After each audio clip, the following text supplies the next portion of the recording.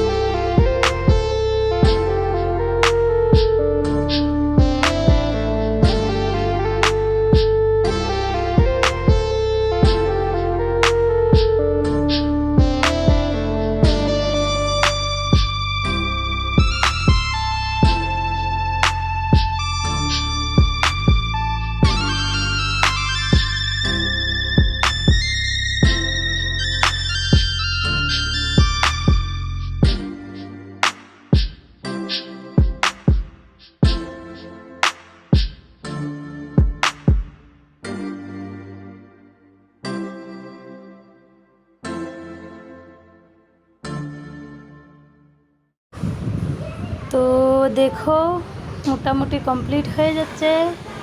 তো আমার একেবারেই কমপ্লিট হয়ে গেল।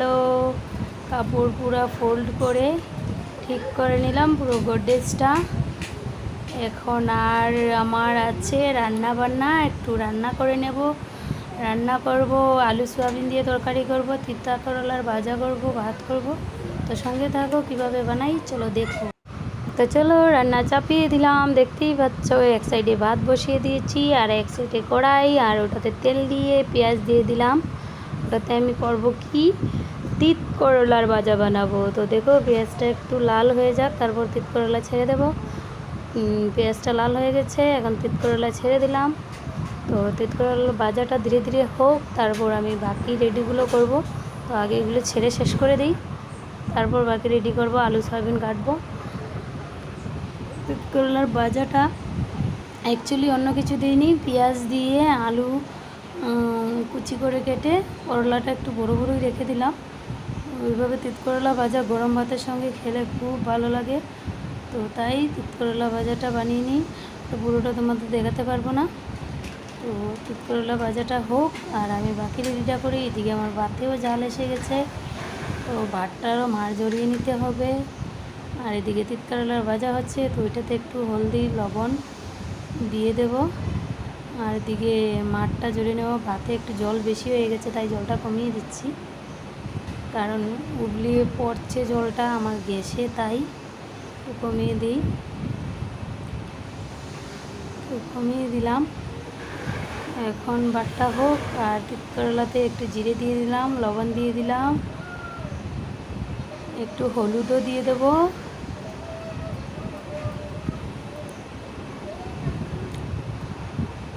একটু হলুদ দিয়ে দিলাম।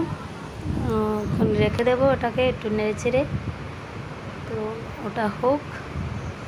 তিতকরলা ভাজাটা হয়ে গেলে বাকি করব এখন সয়াবিন। তো আমি ভিডিওটা কেটে কেটে দেখাচ্ছি তাই। তো দেখো আমি কড়াই বসিয়ে দিলাম তিতকরলা ভাজাটা নামিয়ে। আবার এখন এখানে একটু সয়াবিন ভাজা করবো, তার জন্য একটু তেল দিয়ে নিলাম। সয়াবিনটা আমি আগেই গরম জল দিয়ে ধুয়ে রেখেছিলাম।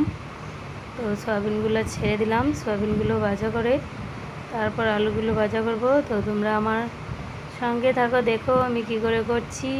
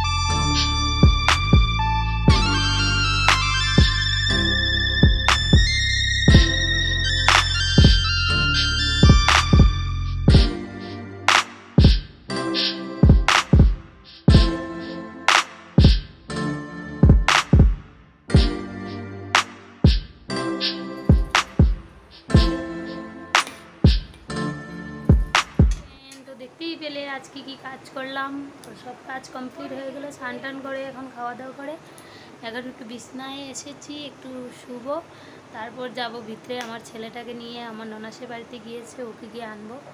তো আজকের জন্য ভিডিওটা এখানেই শেষ করব।